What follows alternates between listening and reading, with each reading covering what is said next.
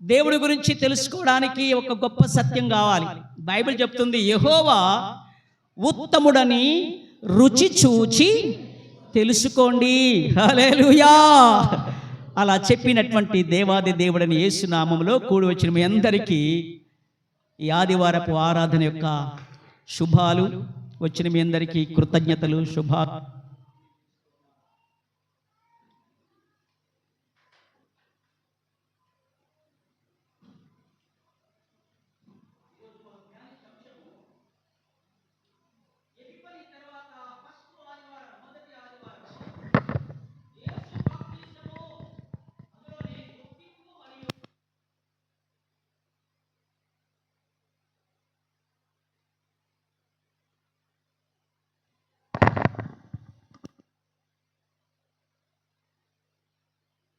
సేవను అంగీకరించుట.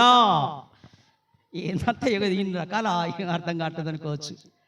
సరే, అవన్నీ కూడా విడివిడిగా చెప్పుకుంటుంటే ఈజీగానే ఉంటుంది. బండి నడుపుతున్నప్పుడు రోడ్డు దూరంగా చూస్తే చిన్నగా అనిపిస్తుంది. అన్ని కార్లు బండ్లు ఎదురుకొస్తున్నాయి, ఎట్టపోతాం అనిపిస్తుంది. దగ్గరకు వస్తా ఉంటే ఏటోడు దొరికిపోతున్నాడు, రావుడు అవతలకి వెళ్ళిపోతూనే ఉంటాం. హల్లెలూయా. కారులో ఉంటే కొత్తగా రోడ్ అంతా కారు నడుచున్నట్టు అనిపిస్తుంది. ఎట్టపోతప్ప అన్ని కార్లు ఎదురుగా వచ్చే బస్సులు ఎట్ట తప్పిస్తుంది, మనుషులు ఎట్ట తప్పిస్తారా అనిపిస్తూ ఉంటుంది. కానీ దగ్గరకు వస్తుంటే ఎట్టెట్టు వెళ్ళిపోతూనే ఉంటాయి. మనకి భయం అనిపిస్తుంది దూరం అట్లా చూస్తూ ఉంటే. కానీ దేవుడి యొక్క వాక్యాలు కూడా ఈ చాలా అంశాలు ధ్యానిస్తున్నప్పుడు మనకు కొద్దిగా కష్టంగా ఉంటుంది. కానీ దేవుడి ద్వారా ధ్యానిస్తే, నాకు మొరపెట్టు నీకు ఉత్తరం ఇస్తా, అసలు నువ్వు గ్రహింపలేని సంగతులు మీకు తెలియజేస్తా. సో దేవుడికి మొరపెడితే అనేది మనకు నేర్పుతాడు. ఈ అంశం ఏంటంటే యేసు బాప్తిస్మము. అది గుర్తింపు. బాప్తిజములో గుర్తింపు ఉండాలి. ఆ బాప్తిజము గుర్తింపు అయిపోవాలి, స్థిరంగా నిలిచిపోవాలట. మరియు కార్యార్థమైన సేవను అంగీకరించబడుట. సేవలు చేస్తాము, కానీ ఆ సేవలు ఎలా ఉండాలట? అంగీకరించబడాలి అట. అంశం అది. సో ఈ వాక్యాలు మనం ధ్యానించడానికి ముందుగా, వాక్యమే మనిషికి చాలా ఆధారం అని ప్రభు పేడ తెలియజేస్తున్నాను. ఎందుకు? దేవుడి నామము కంటే ఆయన వాక్యాన్ని దేవుడు గొప్ప చేశాడు. నామము తక్కువేం కాదు, నామము కూడా గొప్పదే. కానీ నామము కంటే ఆయన వాక్యమే గొప్పది. 138వ కీర్తన 2వ వచనం.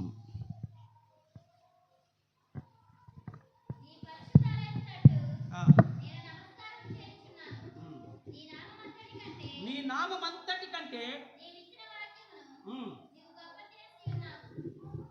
హల్లెలూయా చెప్పండి ఒకసారి. చదివిన ఇంకెందుకు, అదే వాక్యం చదివించాలి. ముందుకెళ్ళిపోతున్నాం. మళ్ళీ నేను చదివించాల్సిన వాక్యం అది వచ్చింది, ఇంకెందుకు ఇంకా. నీ నామమంతటి కంటే నీవిచ్చిన వాక్యాన్ని గొప్ప చేశాడు దేవుడు. కీర్తనకారుడితో కీర్తనకారుడు అంటున్నాడు, మనకి నామం కంటే నామం గొప్పదేం తక్కువేం కాదు. ఆకాశము కింద ఇవ్వబడ్డ ఏ నామములో ప్రజలకు రక్షణ లేదు అని అపోస్తలుల కార్యములు 4:12 ఉంటుంది కావచ్చు. కానీ నామం కంటే ఆయన వాక్యమే గొప్పది. ఎందుకో ఏంటండి? నామస్మరణలో కంటే దేవుడి వాక్యమే అనేకుల రక్షణలోకి తీసుకొస్తుంది. హల్లెలూయా. నామం స్మరించడం ఒక్కదానికి సరిపోద్ది. ఆ నామస్మరణ నీ ఒక్కరికి సరిపోద్ది. నామం స్మరించుకోవడం, నామం హల్లెలూయా హల్లెలూయా స్తోత్రం నీ నామమై అని అనుకుంటాను, నీ ఒక్కరికి సరిపోద్ది. కానీ వాక్యం ప్రజలందరికి కావాలి. ఏంటండి?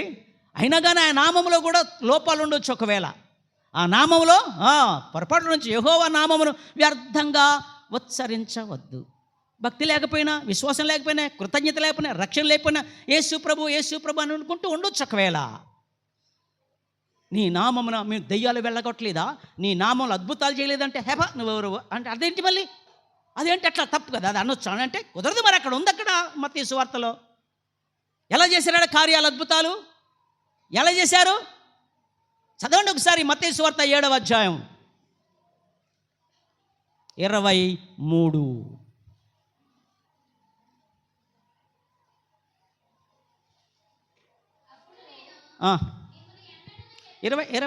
22 నుంచి చదవండి.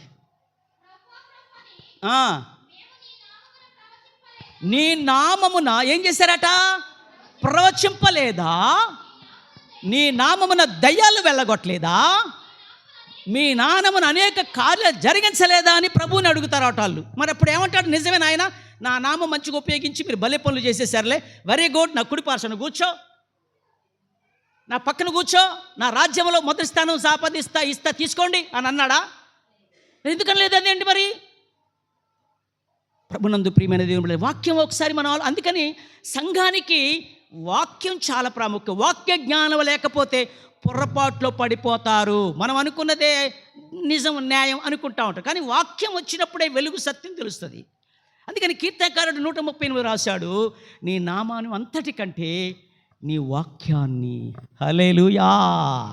ఇదిగో వాక్యంకి ఎంతంత ప్రాధాన్యత ఇచ్చాడు అంటే, వాక్యం ఏం చేస్తుందట? కీర్తన అంటే అంశంలోకి వెళ్ళాలి, కొద్దిగా వాక్యం చెప్తే బాగుంటుందని అంతే ఉద్దేశం తప్ప ఇదని కాదు. 145వ కీర్తన.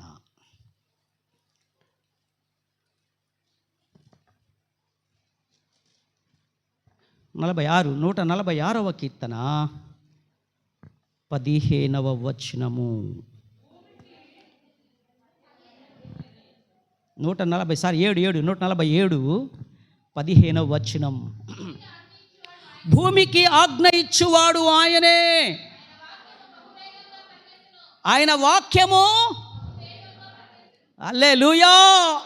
ఇలా చెప్పేసాడు అనుకోండి వాక్యం, ఏమైంది?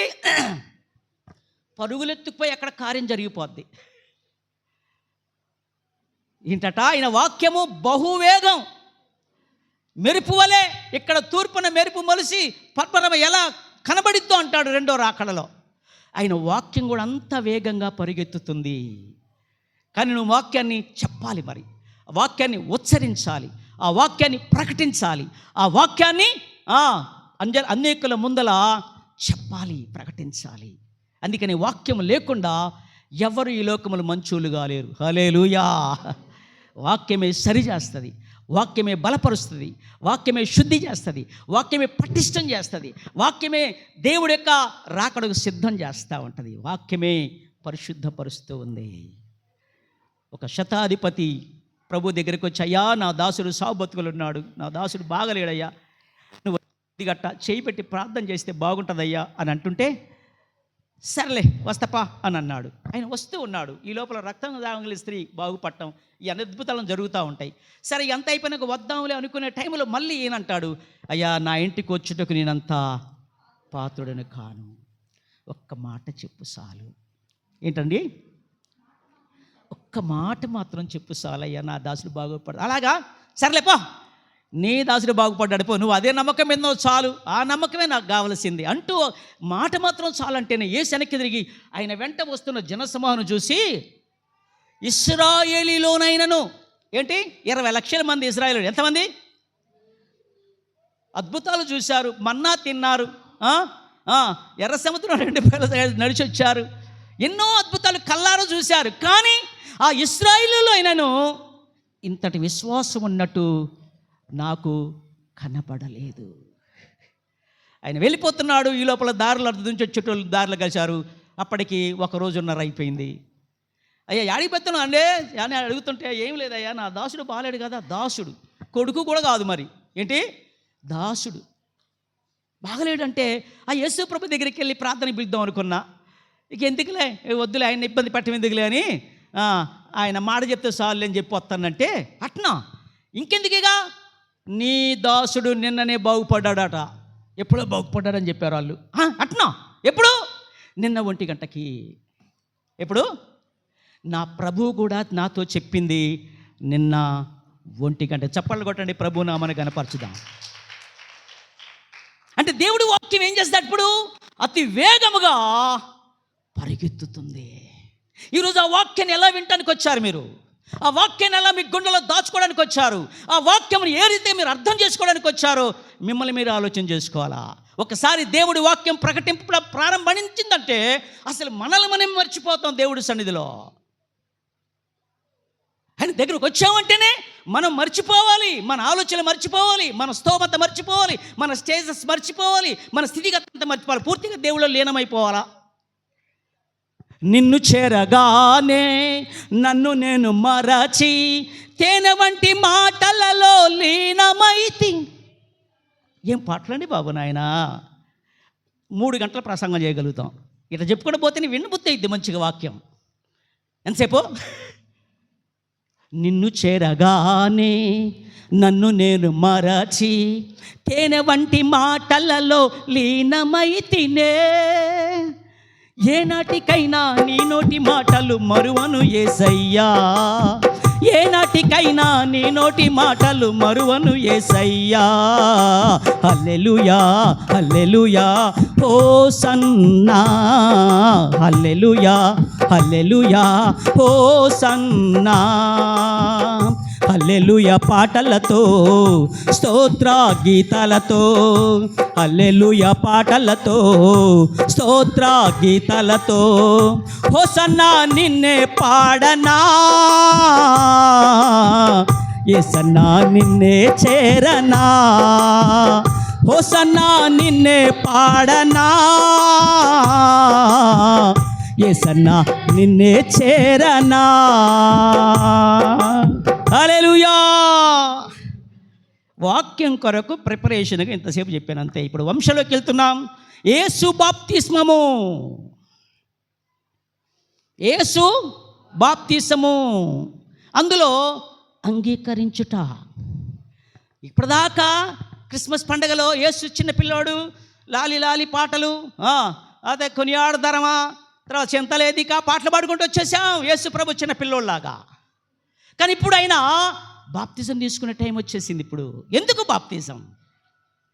ఎందుకంటే రాబోయేటువంటి 3.5 సంవత్సరాలు తండ్రికి అంగీకారమైన సేవ చేయాలా. ఏం చేయాలా? మనకందరికి బాప్తిజాలు ఉన్నాయా? దేవుడికి సేవ చేయడానికి ఏం కావాలి? అంగీకారం ఫస్ట్. ఏం కావాలా? ఏదా ఏంద్రల్లా? బాప్తిజం ఉండాలా. ఏముండాలి? పెళ్ళికి ముందు ఏం చేస్తారండి? ఇంతలో మా పిల్లగాడికి బాప్తిజం లేదు. అరే ఇప్పించినవండి. అయితే ఏమైందో ఏమో మళ్ళీ లేదు కదా, ఎప్పటికప్పుడే తీసుకొచ్చి దబదబా చిలకరించేసి బాప్తిజం ఇచ్చేసి పెళ్లి చేసేస్తూ ఉంటాం. అదేనా కాదా? కానీ బాప్తిజం దేనికి అసలు? మారు మనస్సు కొరకు. దేనికి? పాప క్షమాపణ కొరకు. దేని కొరకు? కాబట్టి పాపాలు మనం చేసాం, తెలుసో తెలియక దోషాలు చేసాం. కాబట్టి బాప్తిజం పేరిట ఏం చేస్తామంటే మనము క్షమాపణ కోరుకోవడానికి, ఇక మారటానికి అన్నమాట. ఇక దేవుడి కొరకు ఆయన సేవ చేయడానికి అంగీకరించబడే పరిచర్య మనలో రావాలి అంటే అది బాప్తిజం ద్వారానే ప్రారంభమైద్దట. ఇప్పుడు యేసు సేవ చేయాలి. ఇక పుట్టింది ఎందుకు? లోకం సరిగా ఉండటం కోసం కాదు. యేసు పుట్టుక ఒక కారణం ఉంది, కారణ జన్ముడైన. ఎందుకంటే పాపముల చేత అపరాధముల చేత చచ్చిన వారందరినీ విడిపించడానికి యేసు లోకానికి వచ్చాడు. మరి వచ్చిన పని చేయాలిగా. ఇక చిన్నప్పటి నుండే ఆ పని మీద ఉండటానికి ఆశపడ్డాడు ఆయన. లూకాసు వార్త 2వ అధ్యాయంలో శాస్త్రులతో, పరిచయులతో, యాజకులతో, ప్రధాన యాజకులతో, అధికారులతో యేసు ప్రభు కూర్చొని మాట్లాడుతుంటే వాళ్ళ అమ్మ నాన్న అంటారు, అరే ఎంత పని చేసినాడు ఆయన, నువ్వు వస్తాను కదా మా ఆయనకు అనుకుంటే, ఏంది ఎక్కడేం చేస్తున్నావు, రాలేదేం మాతోటి రాలేదేంటి అని యేసుని అడిగినప్పుడు ఆయన అందరి ముందల ఒక్క మాట అన్నాడు.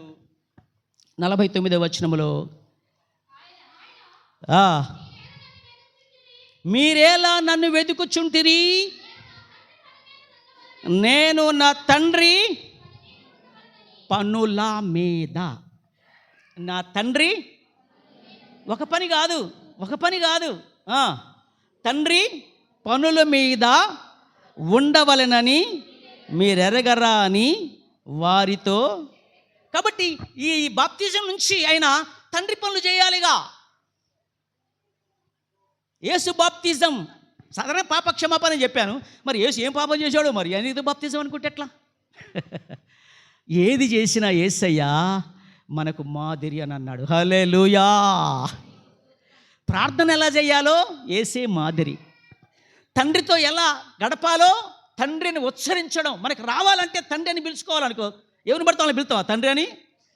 అమ్మాని బాగా కోటేశ్వరులు అండి, చాలా పేదోన్ని తండ్రి అని అంటే చెంపల బాలకూడదు. ఇక ఏడబుట్టినవరే అని అంటారేమో.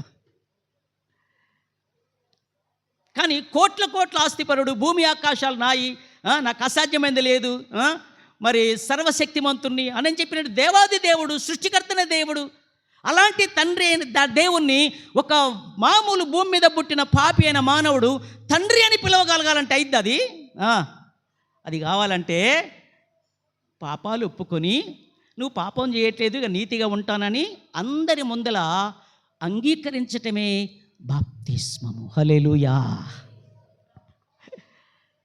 దాని గురించి ఏమైనా ఆలోచన చేస్తారు? బాప్తిజం ఇస్తానంటే ఒక 2-3 వారాలు ఉపవాసం ఉంటే మంచిది అనిపిస్తుంది. సౌలు పౌలుగా మారడానికి ముందు 3 రోజులు అన్నపానాలు లేకుండా ఉన్నాడు గుడ్డూడై. అప్పుడు దేవుడు మాట్లాడుతూ, సౌలా లే, నువ్వు లేచి బాప్తిజం తీసుకొని నీ పాపాలు కడిగేసుకో, ఇక్కడి నుంచి నా కోసం ఎన్ని శ్రమలు పడాలో నీకు తోడై ఉంటే తెలియజేస్తానని చెప్పాడట. హల్లెలూయా.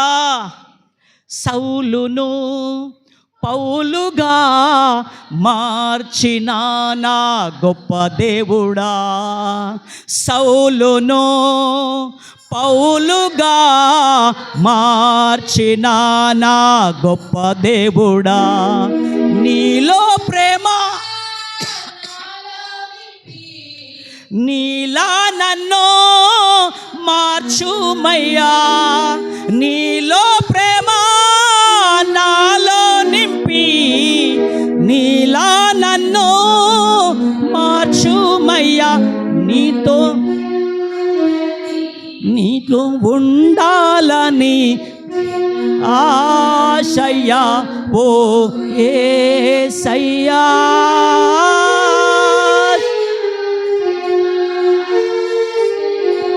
ఓ యేసయ్యా తీర్చాలయ్యా. హల్లెలూయా. నీలాగే ఉండాలా, ఈ పాపిష్టి లోకములో నీలాగే నడవాలా, నీతోనే ఉండాలయ్యా, లోకంతో ఉండనయ్యా, నాకు వద్దయ్యా లోకం అని ఆశతో తీర్మానంతో బాప్తిజం ద్వారా దేవుడికి మన జీవితం అంటూ కట్టబడటం బాప్తిజం. అసలు బైబిల్లో బాప్తిజం అంటే ఇంకొక రకంగా అర్థం ఏంది తెలుసా? రోమా 6లో చావటం అని అర్థం. ఏంటి బాప్తిజం అంటే? ఏంటట? ఏం చావటం? లోకాశలో చావటం, లోక సంబంధంగా చావటం. పౌలు అంటాడు, దినదినము చనిపోచున్నాను అని అన్నాడు కొరింథీ పత్రికల 10. ఏంటట? దినదినము చనిపో. మరి ఎందుకు బతుకుతున్నావా మా కళ్ళ మందల అంటే అట్ట కుదరదుగా. ఏంటి పాట మాత్రం పాడుతున్నావు, మా కళ్ళ ముందు కనపడుతున్నావుగా, ఏం చావట్లేదే, మందు దాతువా, ఏందో ఒకళ్ళు గురి పెట్టుకుంటావా ఏంటి, ఏమై సత్తవా ఏంటి అని అడిగేది ప్రశ్నలు ఉండొచ్చు ఒకవేళ మన జీవితాల్లో. తెలివి తక్కువలు అంతే అంటారు, కానీ దాని కొరకు కాదు నేను చచ్చేది. లోకం నాలో ఉండకుండా ఉండాలని రోజు సిలువ వేయబడుతున్నాను, సిలువకు నేను అప్పగించుకుంటున్నాను. జీవించువాడు నేను కాదు, క్రీస్తే, నేను క్రీస్తుతో కూడా సిలువ వేయబడినాను అంటున్నాడు. అది ఎప్పుడు? రోజు ఆట. ఒక విశ్వాస జీవితంలో మంచోడు మంచామా అనిపించుకోవాలంటే రోజు 2 పనులు చేయాలా. ఒకటేంటి తెలుసా? మంచి ఎప్పుడు చేస్తూనే ఉండాలి. ఏం చేయాలి? మంచి ఎప్పుడు చేస్తూనే ఉండాలి. మంచి చేయటం ఆగిందనుకో నువ్వు తప్పు చేసినట్టే లెక్క, అంతేగా. మేలు చేయనెరిగియుండియో దాన్ని చేయని వాడు పాపం అని రాశాడు యాకోబు రాసిన పత్రిక 4:7. మంచి చేయాలని తెలిసిండియో చేయని వారు పాపం. అదండి మొత్తం ఆదికాండం 4:7. ఆదికాండం 4:7.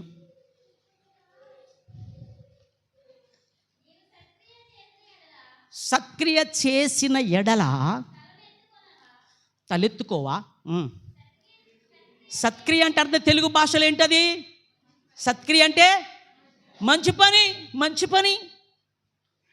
మంచి పని చేయని ఎడల. మీ వాకిట్లో, మనందరికి ఇండ్లు ఉన్నాయా? ఇంట్లో వాకిలు ఉందా? మొత్తం అంటారు దాన్ని. ఆ వాకిట్లో ఏముంటుందట? పాపము. అలా ఉండదు, పొంచుకుని ఉంటుంది. పిల్లి ఎలిక కోసం ఏం చేద్దట? పాపం అది.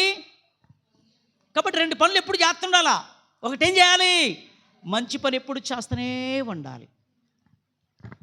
ఇంకొకటి చెడ్డదాన్ని తీసేసుకుంటూ ఉండాలి ఏమన్నా ఉంటే. ఇంకోటి ఏం చేయాలి తెలుసా? ఏం చేయాలి చెప్పండి? రెండు ఒకటే మంచిగా చేస్తున్నాం అనుకో, మరి నీకు చెడు అని లోకంలో బతుకుతున్నాగా, నిందలు వస్తాయి, అవమానాలు వస్తాయి, లేకపోతే లేనిపోయిన మాటలు వస్తాయి, లేకపోతే శరీరంలో కోరికలే చెడు వచ్చేస్తాయి. నువ్వు ఎంత పెద్ద భక్తుడు అయినా దినమానికి 7 సార్లు ప్రార్థన చేయి, 3 సార్లు స్తుతించు, దావీదు మనసులో చెడు కోరిక పుట్టింది అనుకోకుండా. ఒక మంచివాడు, భక్తిపరుడు, నీతిమంతుడు అని పేరు రావాలంటే చెడుని విసర్జించడం స్టార్ట్ చేయాలి. అది లేకపోతే కుదరదు. మరి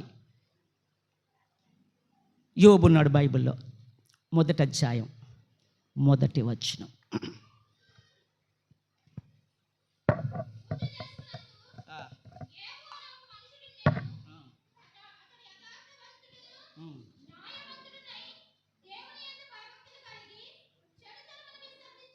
భయభక్తులు కలిగి ఉన్నాడట, యథార్థవంతునుడట, నీతిపరుడట, ఇవన్నీ రాసి కింద ఒక మంచి మాట రాశాడు. ఏంటంటే చెడుని విసర్జిస్తున్నాడు, తీసేసుకుంటున్నాడు. లోనే ఏమైనా చెడు ఉంటే మన పుట్టుకతోనే పాపం. నా దావీదు పాడతాను అంటాడు, నా తల్లి నన్ను పాపంలోనే కన్నది. మనం పాపం లేని వారిని చెప్పుకునేలా మనల్ని మనమే మోసపుచ్చుకుందాము, మరియు మనలో సత్యం ఉండదు. మనకి రోజు 6 గంటలు చదువుతూ ఉంటాయి ఈ పాఠాలన్నీ కూడా అలవాటు అయిపోయినాయి. మనలో సత్యం ఉండదు. కనుక ఈ రెండు ఎప్పుడు చేస్తాడంటే పౌలు అదే చేసేవాడు.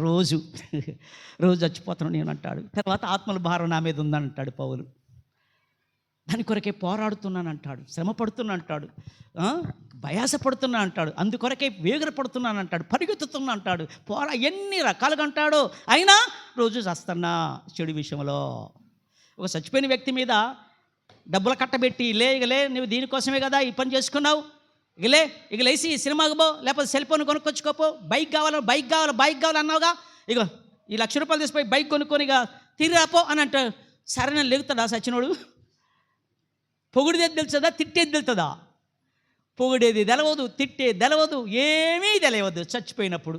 ఈ సమాజంలో, సంఘములో మనుషులు అలా ఉంటారు. కాబట్టి మనం ఏం చేయాలంటే చచ్చిపోయిన మనం అనుకోవాలట.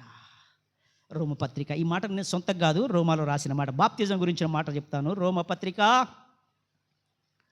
6వ అధ్యాయం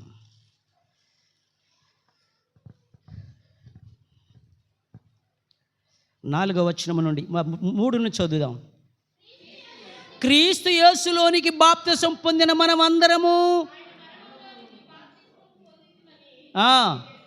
అబ్బోబ్బా అయినా మరణంలోనికి బాప్తిజం అట. మనం బాప్తిజం తీసాం. ఎందుకు ఈ అంశం ఏంటంటే యేసుక్రీస్తు బాప్తిజం. మనందరి కొరకు యేసయ్య సిలువలో మరణించడానికి ఒక తీర్మానం చేసుకొని బాప్తిజం ద్వారా సిద్ధపడుతున్నాడు అని అర్థం. ఈ లోకంలో 3.5 సంవత్సరాలు అద్భుతమైన సేవ చేయాలా. ఈ సేవలో నిందలు వస్తాయి, అవమానాలు వస్తాయి, గణతలు వస్తాయి, పొగడతలు వస్తాయి, ఎన్నెన్నో వస్తాయి. అయినా నా తండ్రి చిత్తం నెరవేర్చడానికి నేను దీన్ని కంకణం కట్టుకోవడానికి బాప్తిజం తీసుకుంటున్నా. ఈ బాప్తిజం తీసుకున్న వెంటనే పరలోకము నుంచి ఒక స్వరం వినబడుతుంది, తండ్రి స్వరం, ఈయన నా ప్రియ కుమారుడు. అది అంగీకారం. ఆ బాప్తిజం దేవుడికి ఇష్టమైన బాప్తిజం అని. ఆ బాప్తిజం అట ఏం బాప్తిజం? అది ఇష్టమైన బాప్తిజం, అది దేవుడికి అంగీకారమైన బాప్తిజం. అందుకని ఇక సేవ చేయబోతున్నాడు, అంగీకారమైన సేవ. ఈనాడు దేవుడి పరిచర్య చేయడానికి దేవుడు నిన్ను నన్ను పిలిచాడండి. ఆ సేవలో మన పాలుభాగస్తులం కావాలి. ఆ సేవ అంగీకారమైందై ఉండాలి.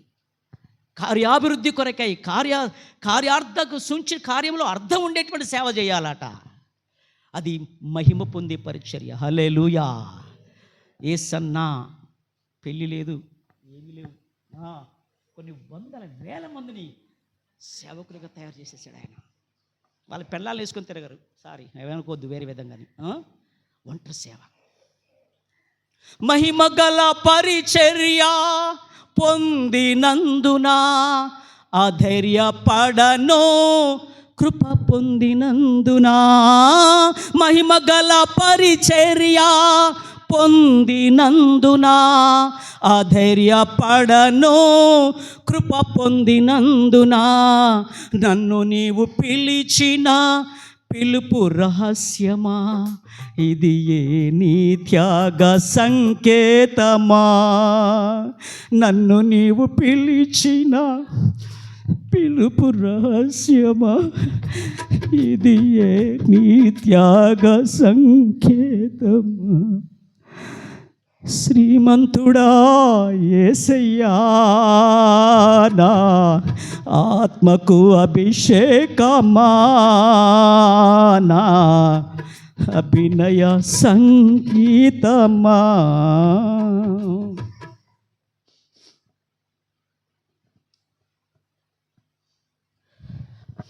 మన బాప్తిసాలు సాక్ష్యాలు ఉండాలి.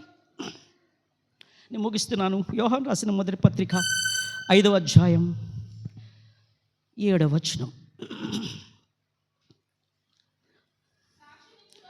సాక్ష్యం ఇచ్చేవాళ్ళు ముగ్గురు.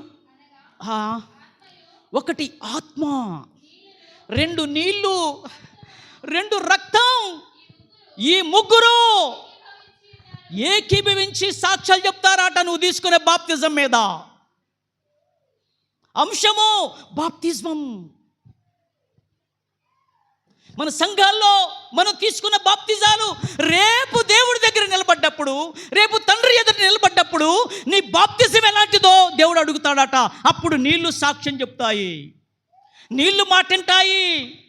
చూడటానికి నీళ్ళలాగా ఉండొచ్చు. యోర్దాను నీళ్లు మామూలు నీళ్ళే, ఎర్ర సముద్రం నీళ్ళు మామూలు నీళ్ళే. కానీ నీళ్ళతో చెప్పాడు, ఎర్ర సముద్రమా నీళ్ళ 2 పాయలుగా అని అంటుంటే ఆ నీళ్ళు అటు ఏమవుతున్నాయి, అటు ఇటు కదిలిపోయి గోడలు అలాగ తయారైపోయినాయి. రేపు సాక్ష్యాలు ఇచ్చేది నీళ్ళు.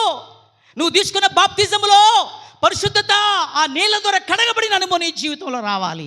దానికి ముందు యేసు ప్రభు నా కొరకు సిలువలో రక్తం కార్చాడయ్యా, నా కొరకు నరకయాతన పడ్డాడు, నా కొరకు పరిశుద్ధమైన రక్తం కార్చాడు. ఆ రక్తంలో నా పాపాలు కడిగేసుకొని అందరి ముందల బాప్తిజం తీసుకుంటున్నా అంగీకారం కోసం.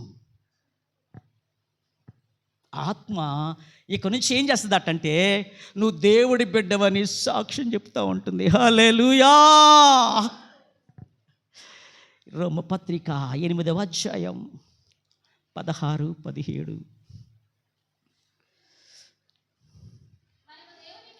మనము దేవుడి పిల్లలమని ఏంటంటే మనం ఎవరు మాట్లాడా, ఇంతకుముందు దెయ్య పిల్లలం, ఇంతకుముందు లోకానుసారం మనుషులకు సంబంధించిన వాళ్ళం, మనుషుల పిల్లలం,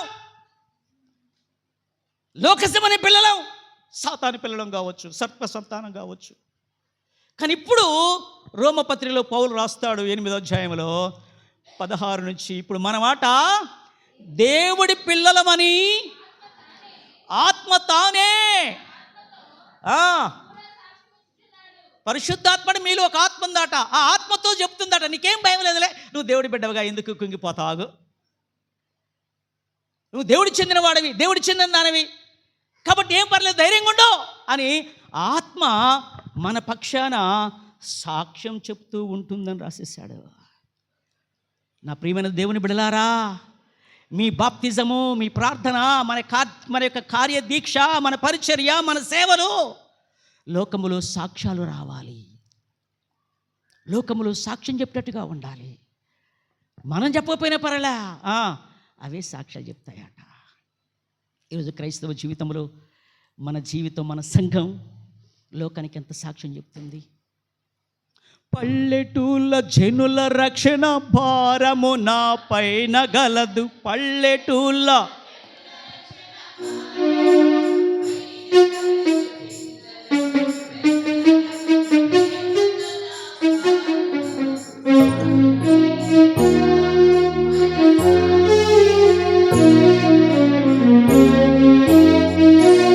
ఆ సాక్ష్యంలో నీ అనుభవం చెప్పాలంటున్నాడు. అక్కడ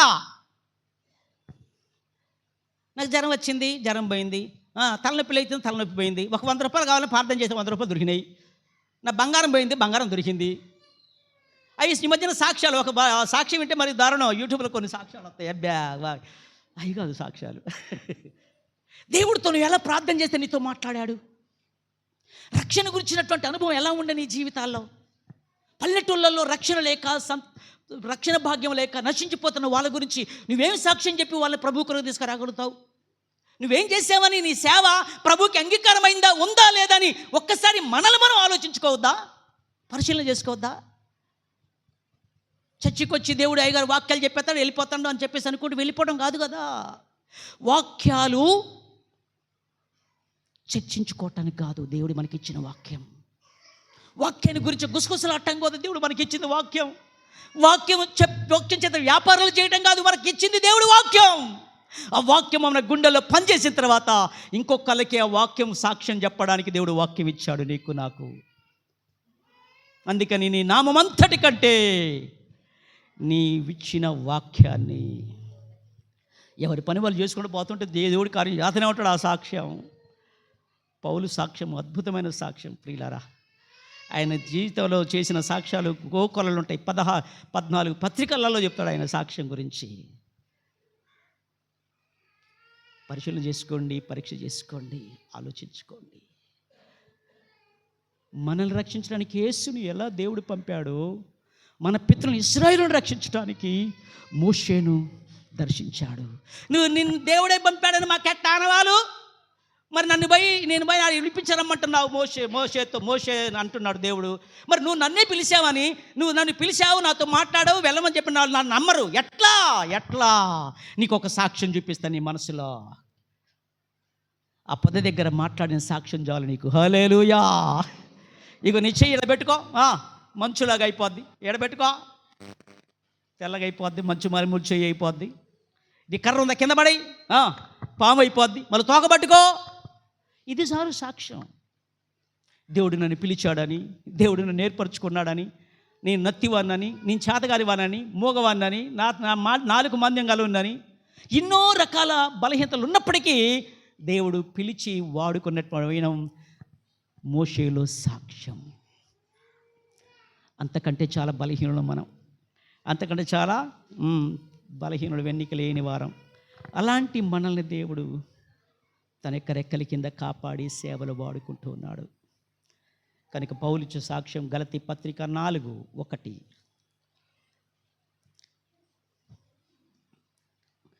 పత్రిక పాఠములో నుండి చదవండి. చెప్పేది ఏంటంటే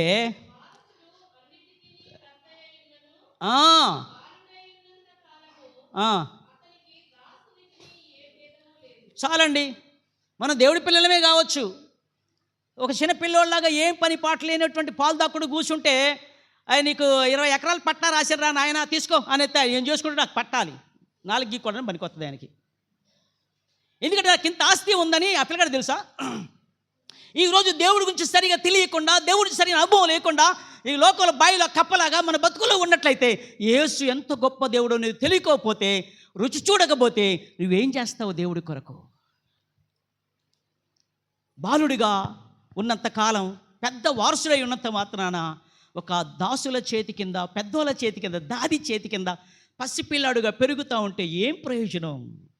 వాళ్ళు పెద్దోళ్ళై తనకున్న దేవుడు, తనకున్న ఆస్తి ఏంటో, తను ఎందుకో ఏంటో అనేది గుర్తించిన తర్వాత ధైర్యంగా ఉంటాడు లోకంలో. హల్లెలూయా. దేవుడి యొక్క పని చేయటానికి ఆ కృప పౌలుకిచ్చాడట. సంఘాలు కట్టిన తర్వాత ఆయన ఇచ్చిన సాక్ష్యం ఒకటి, రెఫరెన్స్ ఒకటే చూద్దాం. కొరింథీ పత్రిక 3వ అధ్యాయం, అదొకటి చెప్పి ముగిస్తాను. ఇక 6వ వచనం.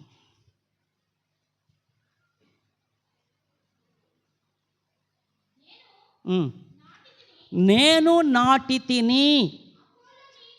ఇక అంతకంటే ఇక ముందు చదివితే ఇంకా బాగుంటుంది అనిపిస్తుంది కానీ టైం లేదు. సరే 5 నుంచి చదవండి. 5 నుండి 6, 4 నుంచి చదవండి. ఇంకా నేను పౌలు వాడని, ఇంకొకటి నేను అపోల్లో వాళ్ళని, అది నేను పలాని వాడిని మనిషిని, పలాని ఇళ్ళ మనిషిని, నాకు ఆయనంటే ఇష్టం, ఏనంటే ఇష్టం, ఆ సేవకుడు అంటే ఇష్టం, ఈయనంటే ఇష్టం, అలాంటి ఇష్టం అని పార్టీలు పెట్టుకొని అలా మీరు ఉంటున్నారా కొరింథీలారా? మీరు అట్టయితే ఇంకా ప్రకృతి సంబంధం, మీరు ఆత్మ సంబంధం వాళ్ళు కాదు. అసలు దేవుడి నుంచి అర్థమే చేసుకోలేక మీరు అంటున్నాడు పౌలు. మీకోసం నా ప్రాణాలు త్యాగం చేసి మిమ్మల్ని సంపాదించుకున్న కన్నాను అంటాడు సిలువ వేదన. కనుక మీరు ఇంకా లోకాసారంగా ఉంటే మిమ్మల్ని గురించి మరలా నాకు ప్రసవ వేదన పుట్టుకొస్తుంది అని అంటున్నాడు. వాళ్ళందరూ పరిచారకులు కాదా? పౌలు మాత్రం దేవుడా? యేసయ్య సిలువలో వేలాడబడ్డాడా? అపోల్లో మాత్రం అలాంటి వాడా? వాళ్ళందరూ పరిచారకులు కాదా? దేవుడి పని కోసం వచ్చిన వాళ్ళు కాదా? అలాగే నేను వచ్చాను, నాటాను మిమ్మల్ని. ద్రాక్ష తోటలో ఒక ద్రాక్షవల్లిగా నాటాను, తీగలుగా మిమ్మల్ని నాటాను. తర్వాత అపోల్లో వచ్చాడు, నీళ్లు పోశాడు. మన సిఎస్ఐ చర్చిలో అయ్యగారులు వస్తూ ఉంటారు, పోతా ఉంటారు. నీళ్ళు నాటడం ఒకళ్ళు, పోసేవాళ్ళు ఒకళ్ళు అయితే ఈ దీంతోనే పని అయిపోద్దా? కింద అసలైన వచ్చి రాశాడు ఏంటంటే, కానీ వృద్ధి కలగజేసేవాడు దేవుడు.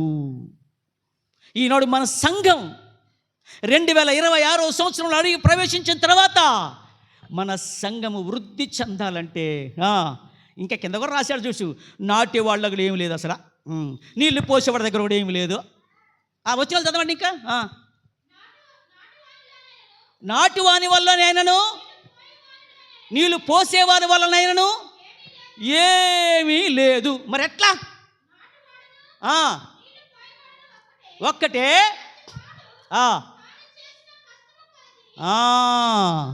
ప్రతి వాళ్ళు దేవుడి సంఘములో, ఆయన సమాజంలో, ఆయన సువార్త పనులు, ఆయన యొక్క పరిచర్యలో ఎలా కష్టపడతారో, ఏం సేవ చేస్తారో, ఎంత కానుకలు ఇస్తారో, ఏం పాటుపడుతున్నారో, ఏం చేస్తారో, నిందలు పడతారో, అవమానాలు బారవుతున్నారో, దానికి దేవుడు తగిన ప్రతిఫలం తీసుకొస్తాడు అని చెప్తున్నాడు పౌలు. ఈరోజు మన సంఘంలో జరుగుతున్న పరిచర్యని మన వంతుగా ఒక్కొక్కరికి పని చేసిపోతున్నాం. మా చేతనంత వరకు పని చేసేసాం. నీళ్లు పోసేవారు పోస్తున్నారు, నాటి వాళ్ళు నాటుతున్నారు. వృద్ధి మాత్రము దేవుడు కలుగజేస్తాడు. ప్రియుడా, నీ ఆత్మ వర్ధిల్లుచున్న ప్రకారము ఒక పిల్లోడిగా ఉంటే కోట్ల ఆస్తి ఉన్నా ఏం ప్రయోజనం? బంగారం చూసుకోవడానికి కనపడుతుంది, ఒక 100 ఎకరాల పట్టా భూములు కనపడతాయి చిన్న పిల్లగాడికి, 6 నెలల పిల్లగాడికి, లేకపోతే 5 నెలల పిల్లగాడికి, లేకపోతే 1 సంవత్సరం పిల్లగాడికి, 2-3 సంవత్సరాల పిల్లగాడికి కోట్ల ఆస్తి పట్టాలు దగ్గర పెట్టి పడుకుంటే ముసిపోతాడా? ఈరోజు దేవుని యొక్క అబ్బా తండ్రి అని పరిశుద్ధాత్మ నీలో సాక్ష్యం చెప్తున్నప్పుడు, నేను దేవుడికి చెందిన దాన్నని, దేవుడికి చెందిన వాడినని, నేను చిన్నప్పుడే నా తండ్రి పనుల మీద ఉంటున్నాని మీకు తెలియదా? ఏంటండి, బాప్తిజం తీసుకోక ముందే ఆయన చెప్తున్న మాట ఏంటంటే, ఆ దీక్షతోనే బాప్తిజం తీసుకున్నాడు యేసుక్రీస్తు. ఈరోజు మన బాప్తిజాలు సాక్ష్యాలు ఇచ్చేయిగా ఉండాలి అండి. నీళ్ళు సాక్ష్యం చెప్పాలి. రేపు నీవు తీసుకున్న బాప్తిజంలో యేసు రక్తము కడగబడాలి ముందు. ఆ కడగబడిన తర్వాత పరిశుద్ధాత్మ నిన్ను ఈ లోకములో సాక్షిగా నడిపిస్తూ ఉంటాడు. ఈ 3 రేపు ప్రభు రాకడలో సాక్ష్యం ఇస్తూ ఉంటాయి. నా ప్రియమైన సంగమా, దేవుని బిడ్డలారా, ఆలోచన చేసుకోండి, పరిశీలన చేసుకోండి. దేవుడు వస్తున్నాడు, రాక తప్పడు. ఆ రాకడ సమయంలో మీరు దేవుడి కొరకు, వాక్యం కొరకు ఒకరోజంతా ఉంటారా? దేని కొరకు? దినమంతా దేవుని సన్నిధిలో వాక్యం కొరకు ఆకలి నీకుందా? చాలు చాలే ప్రసంగాలు, పాటలు చాలు. దేవుడి వాక్యం దీవించును గాక. ప్రేమగల మా తండ్రి, పరిశుద్ధుడ, నమ్మదగిన వాడ, గొప్ప దేవానికి వందనాలు. మా జీవితాలను ప్రేమించావు. ఈ మహిమకరమైన సేవ కోసం దీనుని అల్పి నన్ను పిలిచావు. నన్ను మాత్రమే కాదయ్యా, నీ స్వరక్తమిచ్చి సంపాదించుకున్నటువంటి పరిశుద్ధ జాన్ సంఘాన్ని పిలిచావు. ఈ సంఘాన్ని మీ వాక్యముతో పోషిస్తూ ఉన్నావు. నీ పరిశుద్ధాత్మ నీరు పోస్తూ ఉన్నావు. నాడుతున్నారు, నీళ్లు పోస్తున్నాము. మేము ఎదగాలయ్యా. ఇంకా ఫలించకపోతే ఈ నేల వేస్ట్ అయిపోతుంది. 3 సంవత్సరాలు బట్టి ఈ చెట్టుని కాపు కోసం చూస్తుంటే ఏమి కాపు కాయట్లా.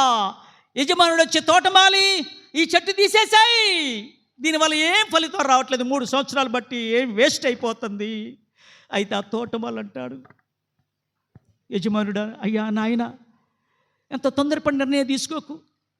ఈ 1 సంవత్సరం ఉండని, ఈ సంవత్సరం నేను దానికి నీళ్లు పోస్తా, ఈ సంవత్సరం దానిని పాదం చేస్తా, ఈ సంవత్సరం దానికి కూడా శ్రద్ధ తీసుకుంటా. ప్రత్యేకంగా ఇన్ని చెట్లలో తోటలో ఈ ఒక్క చెట్టు గురించి నేను ఈసారి శ్రద్ధ తీసుకొని నీళ్ళు పోసి కాపు కాసేదాకా చూస్తా. ఈ సంవత్సరం అంతా కూడా ఒకవేళ కాపు కాయకపోతే అప్పుడు తీసేయ్యా అని అంటున్నాడు. నిజమే. 2025 2000 గత సంవత్సరాలన్నీ కూడా ఏ పూత లేదు, ఏ కాపు లేదు. మరి ఎక్కడ వేసిన గొంగలు అక్కడే నీ బ్రతుకు, మన బ్రతుకు, మన సంఘాలు ఉన్నాయా? ఈ 2026లోకి వచ్చామంటే ఆ తోటమాలి అని యేసయ్య తండ్రిని బతిమలాడుతున్నాడు. ఆ బతిమలాడబట్టే ఈ 2026లోకి వచ్చాం. ఈ 2026 కూడా అదే స్థితిలో ఒకవేళ ఉన్నావా, నీ బాప్తిజం అంగీకరించబడేదిగా ఉండాలి, నీ సేవ అంగీకరించబడేదిగా ఉండాలి, నీ పరిచర్య దేవుడు మెచ్చుకునేదిగా ఉండాలి. అలా ఉండాలంటే మరొకసారి యేసుతో తీర్మానం చేసుకో, ప్రతిష్ఠ చేసుకో. నీవే ప్రభు కొరకు అంకితమైపోవాలని కోరుతున్నాను. వస్తున్నాడు నా ప్రభు. మహిమ గల తండ్రి మంచి వ్యవసాయకుడు, మహి తోటలో నరమొక్కలు నాటించాడు. మహిమ గల తండ్రి మంచి వ్యవసాయకుడు, మహి తోటలో నరమొక్కలు నాటించాడు. తన పుత్రుని రక్త నీరు తడి కట్టి పెంచాడు. తన పుత్రుని రక్త నీరు తడి కట్టి పెంచాడు. తన పరిశుద్ధాత్మను కాపుగా ఉంచాడు. తన పరిశుద్ధాత్మను ఉంచాడు. కాయవే తోట కమ్మని కాయలు, పండవే చెట్ల తీయని ఫలములు. కాయవే తోట కమ్మని కాయలు, పండవే చెట్ల తీయని ఫలములు. ప్రేమగల తండ్రి, పరిశుద్ధుడు, నమ్మదగిన వాడ, గొప్ప దేవా, నీ ప్రేమ బలవంతం వలనే ఈ 2026లో ప్రవేశించామయ్యా. మా భక్తి కాదు, మా నీతి కాదు, మా గొప్పతనం ఏది లేదు నాయన, కేవలం నీ కృపే నాయన. అవును ప్రభువా, ఎంత గొప్పదయ్యా నీ కృప. యెహోవా ఉత్తముడు అని, యేసు ప్రభు గొప్పవాడని రుచి చూసి లోకానికి చెప్పండి అంటున్న దేవుడు అయ్యా. ఈ 2026లో మా బాప్తీసాలు, మా సేవ నీకు అంగీకరించినట్లుగా తండ్రి ఉండినట్లుగా మరొకసారి నీ పరిశుద్ధాత్మతో ముద్ర వేసి అంగీకరించి ఆశీర్వదించమని, ఈ వాక్యాలు కూడా నీరు కట్టి ఫలింప చేయమని యేసు పేరిట మరొకసారి ప్రార్థించి వేడుకుంటున్నాము తండ్రి. ఆమేన్.